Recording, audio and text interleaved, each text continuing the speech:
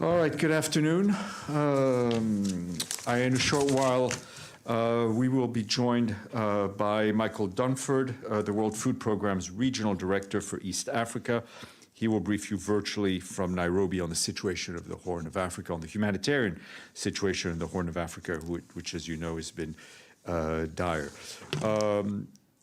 And just so I think we're moving in the right direction to have our Deputy Secretary General here very soon to brief you on Ethiopia, but I will confirm that later today. This morning, our Secretary General, Antonio Guterres, spoke at the General Assembly's Thematic Consultations follow-up to his Common Agenda report.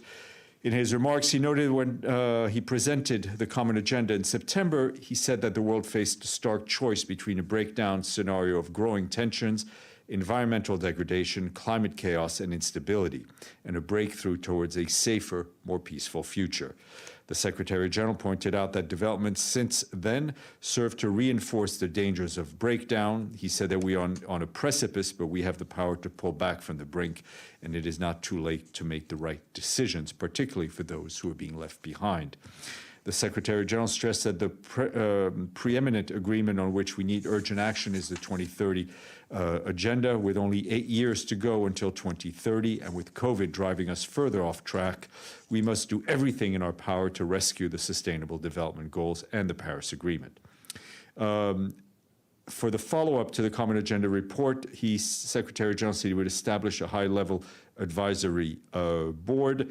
The board will propose options on how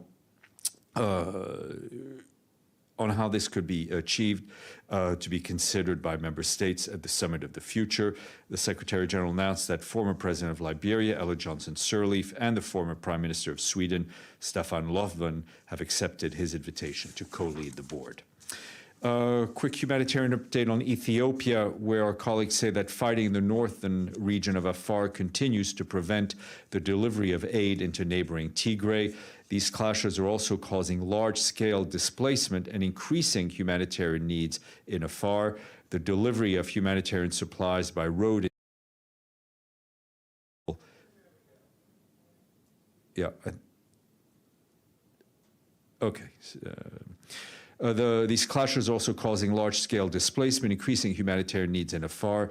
The delivery of humanitarian supplies by road into Tigray, where over 5 million people are in need of food and other assistance, remains suspended. Humanitarian operations are significantly reduced or suspended due to lack of fuel, cash, and aid supplies. In the past week, an international aid agency delivered more than 14 metric tons of medicines into Tigray. While this life-saving assistance by air is welcome, it is far from what is required. The second phase of a measles vaccination campaign in Tigray has wrapped up, reaching nearly 600,000 children. In some areas, health workers reportedly are walking up to 35 kilometers to provide vaccination services due to fuel shortages. Limited distribution continues in Tigray. Since mid-October, only 880,000 people have received food. This is the number of people that should be reached every week. Within Afar, fighting has displaced hundreds of thousands of people, and they urgently need food and access to health care.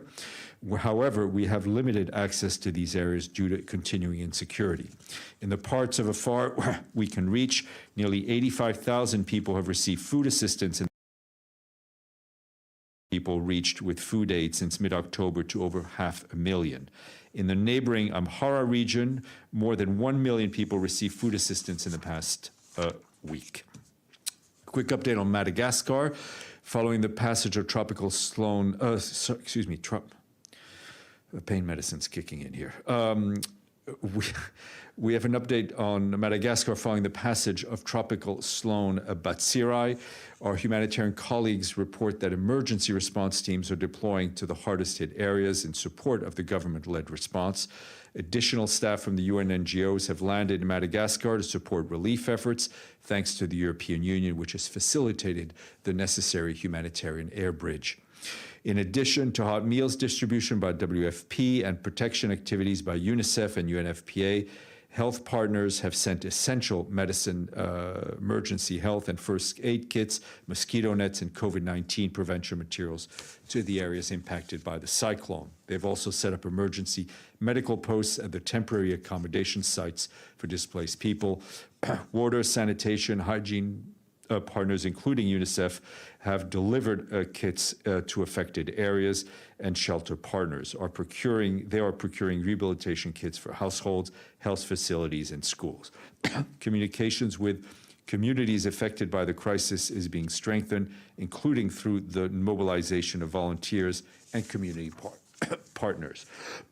And from Myanmar, our colleagues on the ground today said they are continuing to be concerned over the state of freedom of expression in Myanmar. This comes after a clampdown on independent media outlets following the military takeover on February 1st. According to UNESCO, in the past year, at least 146 journalists have been arrested, while some 52, including 12 women, remain under detention as of yesterday. At least 3 reporters are known to have died in detention. Our team in Myanmar urges the military to release all people detained arbitrarily, including journalists. Freedom of expression, freedom of the press are a cornerstone of democracy and a fundamental human rights underpinning all civil liberties. They must be protected. And today, the UN Environment Programme said that more than 32 game studios have now joined its Playing for the Planet Alliance, planting over 1 million trees and engaging 130 million gamers on the themes relating to the environment, and that's according to the latest report. And today is World Pulses Day. The theme this year is Pulses to Empower Youth in Achieving Sustainable Agri-Food Systems. Pulses, otherwise known as legumes, are the edible seeds of leguminous plants cultivated for food. The aim of the day is to raise public awareness about pulses and the fundamental roles they play in transformation to more efficient, inclusive, resilient, and sustainable agri-food systems for better production, better nutrition, and a better environment, and a better life, leaving no one behind. Voila. James. To Libya, then. There was an assassination attempt on Prime Minister Dbeibeh. The UN's reaction? I mean, there's quite a bit of news out of Libya that is being reported. Stéphane Williams is on the ground. She's currently engaging with all key interlocutors to get a clearer picture of what has been agreed. We've seen the press reports on the assassination, but we've not gotten any confirmation. So I will leave it at that for the time being. You'll leave it at that, but I've got more questions. Yeah. The House of Representatives has appointed a prime minister. So there now are 2 prime ministers in Libya. Which one does the UN recognise?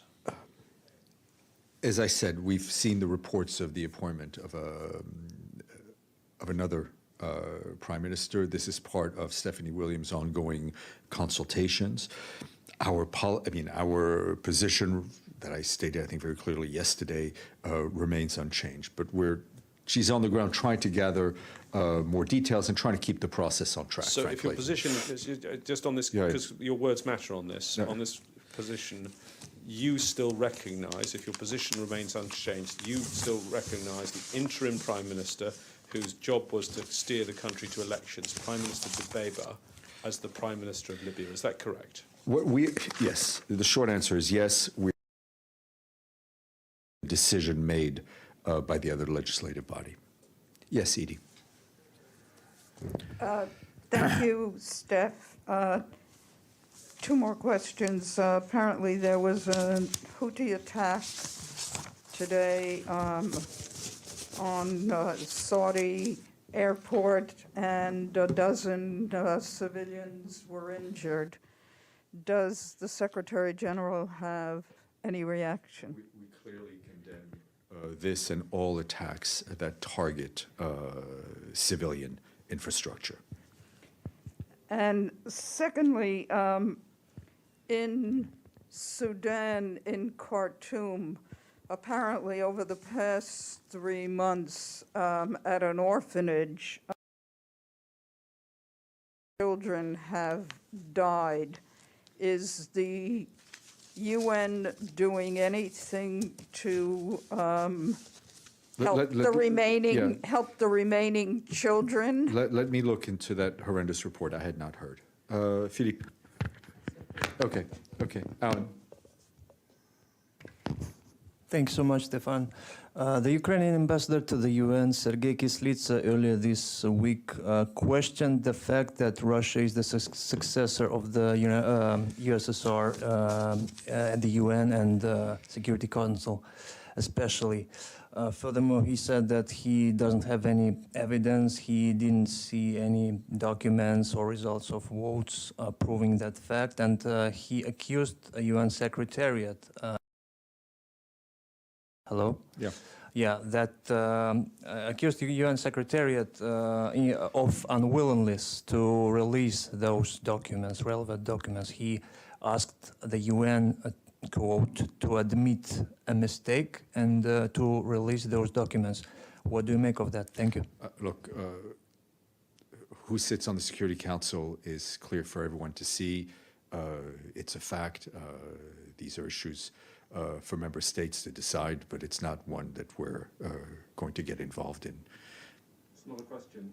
I just want to make you aware and everyone else aware because they can start fixing it. They're getting consistent audio hits on the feed. No one can hear this properly. Yeah. For a few days. Okay, we will fix it. As long we can at least hear each other here, and hopefully we can get a clean feed out afterwards. Great. Okay. Let's see who's in the chat. Mr. Lynch, I think, is a guest at this briefing. Hello, Steph. Thanks. Quick question.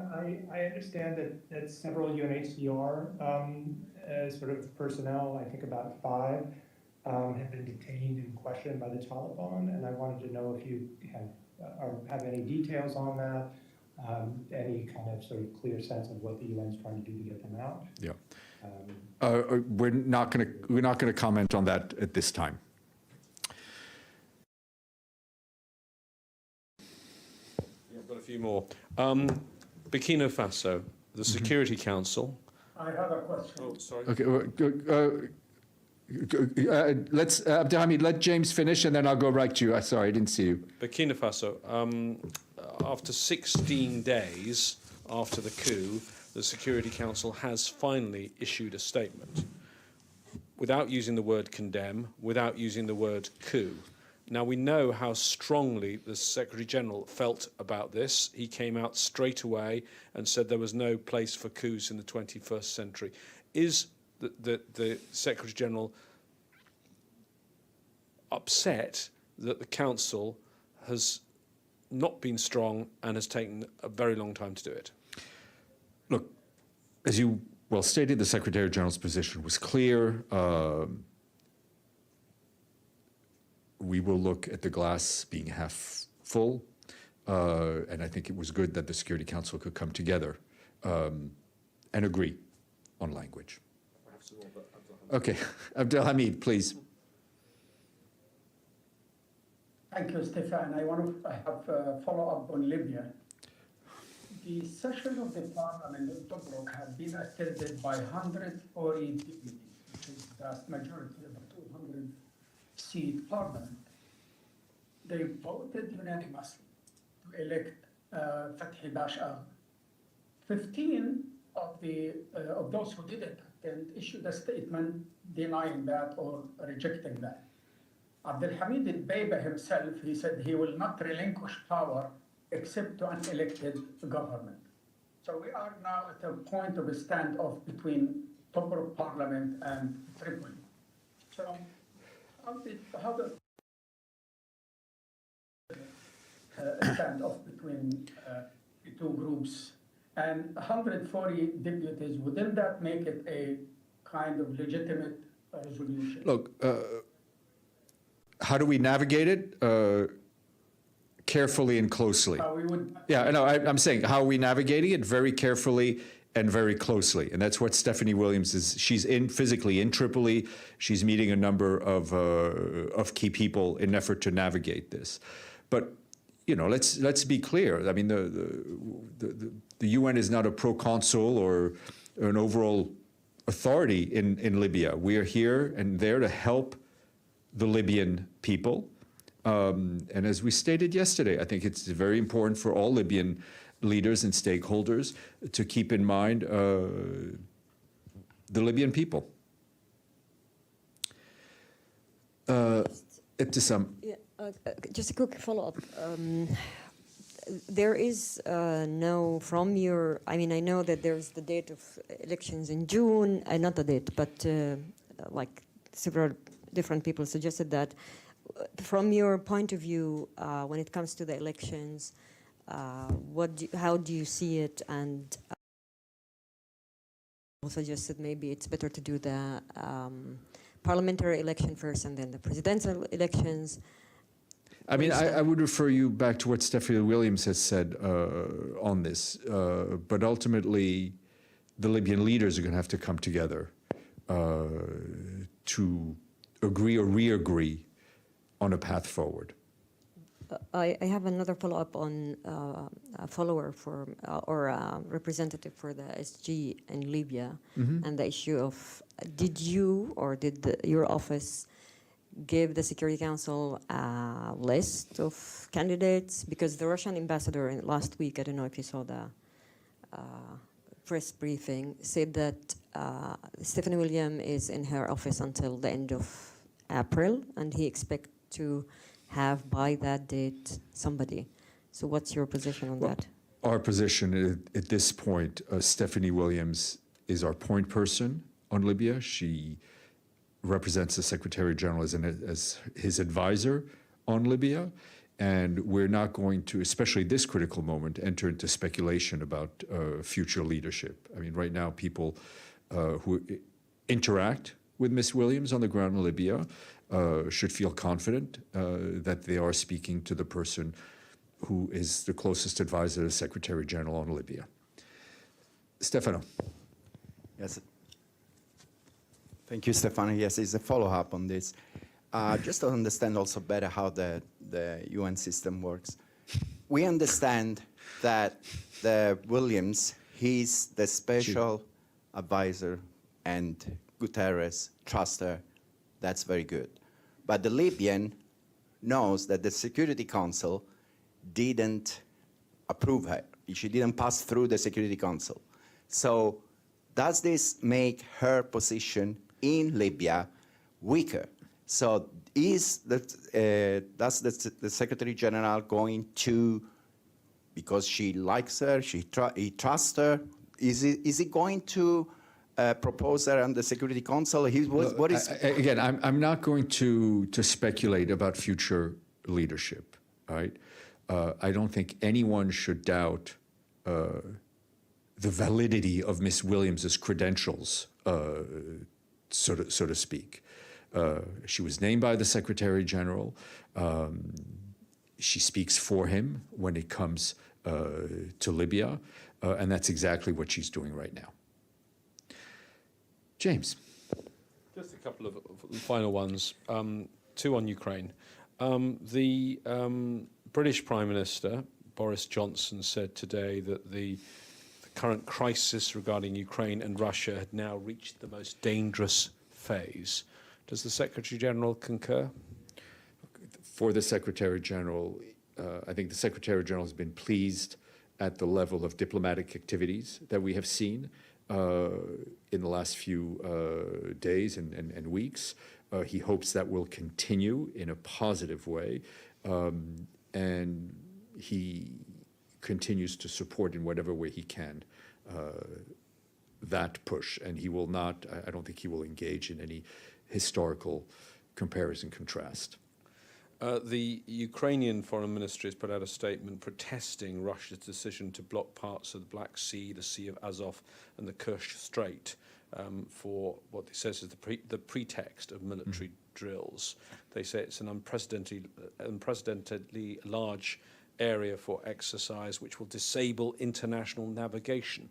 Does that concern the Secretary General, particularly as we're talking about waters around an area that is annexed? I understand. I will, let me check with our maritime experts, see what they feel the situation is on the ground.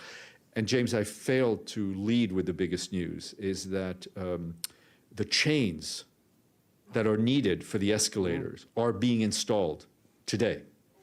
And I very much hope that tomorrow you will have an official you will opening be on the inaugural escalator ride. After 3 months. Okay. Yeah. Can I? And then we do have a guest who's here to speak about something finally, very it's important. another trivial Yeah. one, but important, which is I'm holding it, my mask. And someone was saying you must be some anti-vax, anti-mask person asking all these questions. I'm not. I'm still going to wear my mask in the supermarket. It's about the inconsistency of the situation, which is the host authority, has made a ruling, and the UN hasn't made a ruling about what the current situation is. And apparently, has to, as you said, it has to go through a committee and a second committee. We will expedite the process. We always want to expedite the process. We want to do it in a careful way, given the particular circumstances are here. And if I'm not mistaken, the governor did not allow the mask mandate to continue in New York, but also gave the authority to local jurisdictions, and I think in some places you still have to wear a mask, including on Broadway. But that being said, I will try to get an answer to see if you have to wear a mask on the escalators. Ibtisam, and then please, I'd like to go to Michael. Okay, very, very quick, just to clarify something you said in an answer to James. So from your perspective, in Libya, the president of the government is still Dubaiba, and is Ms. Williams also in contact with the new elected? She is in contact with her and her staff are in contact with a number of interlocutors in order to get some clarity also as to what was decided upon in the House of Representatives. And Mr. Dubaiba, from your point of view? I will stick to what I said to James. Which is, yes, he is. Just to clarify. That's my understanding. Okay. Michael, can you hear us? Stéphane, I can. Great. Good. Thank you. Thank you for your patience in waiting. But we are delighted to welcome you. Michael Dunford, as you know, is the World Food Programme's Regional Director for East Africa.